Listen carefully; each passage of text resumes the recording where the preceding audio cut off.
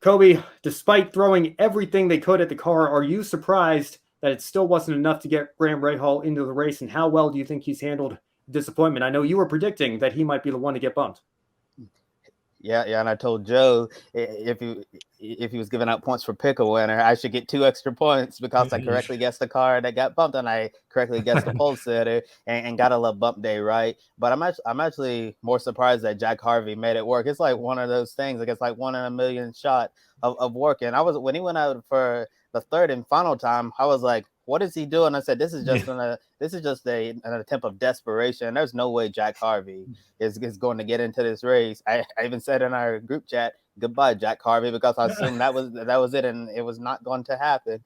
And then to all of our surprises, he's in the Indy 500. Yeah. I have no idea how he was able to pull that off. I'm still in this belief right now, but because you expect when the car's got to run, they need to cool the engine down and all of that. But Harvey went back out almost immediately. I still can't explain how he was able to do that, but kudos to him. Gave us another classic bump day moment. And in regards to Graham Rahal's response, I think he's handled this very well. High class. You have to tip your hat to him. He could have went online and see. I wonder what tropical island I can hide on until the Grand Prix on the streets of Detroit, and then he could just book himself a vacation and just really went and hide until it was time for the next race. But as you saw today, he was at the racetrack, still deeply integrated into Rahal, Letterman, Lanigan racing. He didn't shy away from any tough questions, continuing to answer those.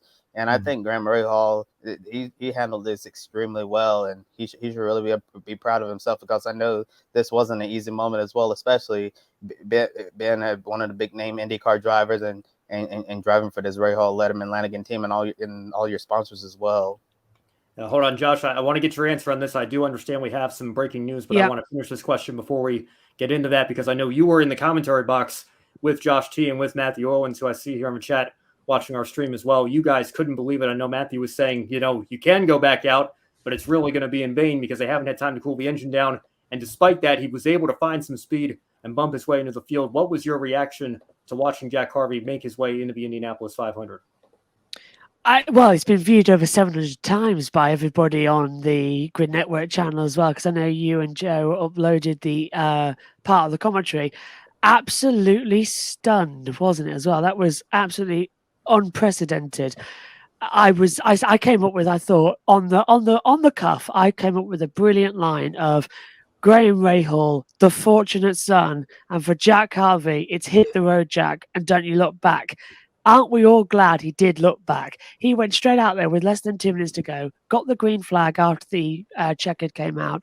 He was able to complete the last run, and lap 3 faster than lap 1. And then on the last lap, to keep the average up, he just pipped him. I think it was by, 7 thousandths of a second or something like that. Absolutely unbelievable. And myself, Matthew, and Josh as well calling the action. It was unprecedented. We were utterly convinced that Rahal would be in and Harvey would be bumped. The amount of problems Jack was having throughout the entirety of the day and on the previous run as well, it was unbelievable. And then now for Catherine Legg, who did qualify to have this accident as well, it's just the weekend from hell for Rahal, Letterman, Lanigan Racing as well. You cannot pick who is going to go forward and who isn't. So I am disappointed with Graham Rahal not getting through. I'm really, really upset with that. But fingers crossed, he is going to be able to pick himself up from this. The only good thing about it is it's not double points. So effectively, he's just retired from a normal race. Not going to feel that way. Of course it's not. But the brighter side looking forward to the season is it's just one normal race points he's lost. It's the best comfort of a horrible situation, and my heart definitely goes out to him. And what an ironic statement as well it was. 30 years since Graham Rahal's father Bobby got kicked out, he does exactly the same thing. Ironic poetry. Brandon, I want to ask you specifically about Rahal's reaction and how he's handled this disappointment, because we've seen the precedent be set the last few times this has happened. James Hinchcliffe got bumped in 2018, didn't attempt to buy his way into the field, handled that with tremendous grace, as did Fernando Alonso and McLaren in 2019 when they got bumped. How do you react to how Graham Rahal has reacted to what has got to be one of the most crushing moments, probably the most crushing moment of his IndyCar Series career. Handled it like a champ, but I mean, just still, I was absolutely gutted watching him have to do that.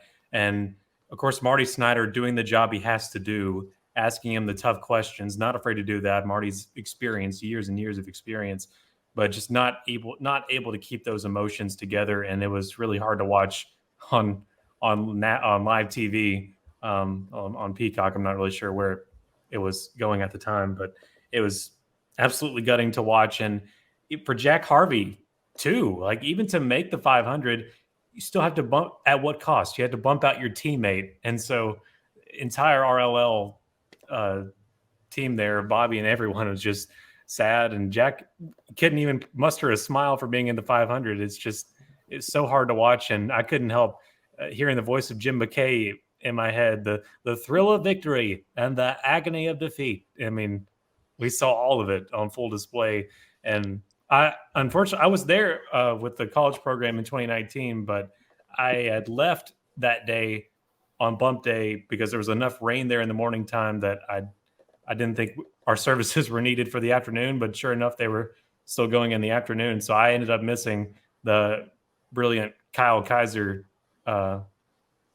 making his way into the 500 with Juncos and Fernando Alonso being bewildered and walking away. I wish I was there for that, but this definitely is right up there with it, a classic bump day moment and a reason why we need more than 33 cars every year showing up to the Indy 500. I hope we keep the car counts going up.